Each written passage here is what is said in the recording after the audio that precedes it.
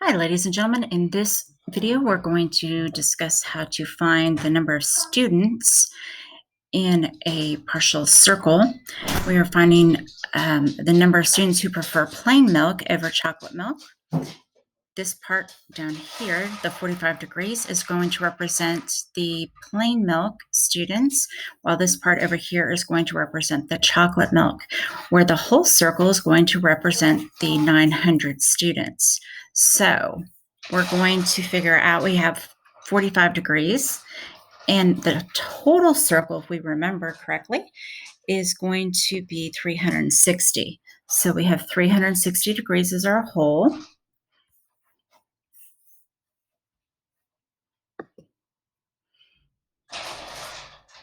Okay, and we have 45 degrees down there. So we need to figure out what percent this is over on this side. So we have 45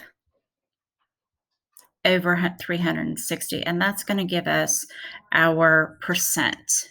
So again, you can do this by either cross multiplication by setting it up as a proportion, or you can just use plain division and just drop your degrees sign. So when you divide 45 divided by 360, you are going to get 12.5% right there.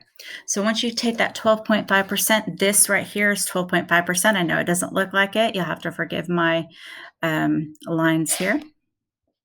Okay, so that right there is 12.5% of the whole circle. So that means that we need to find 12.5% of that 900 students. So if you remember correctly, we cannot multiply by a percent sign, so we're going to have to change that. Once again, you have plenty of options. You can set it up as a proportion. You can do 900 is equal to 100% over 12.5 and solve for x. That's one way. If you don't prefer to do it that way, you can convert that back into a decimal. And remember, you're going to move the decimal this way twice.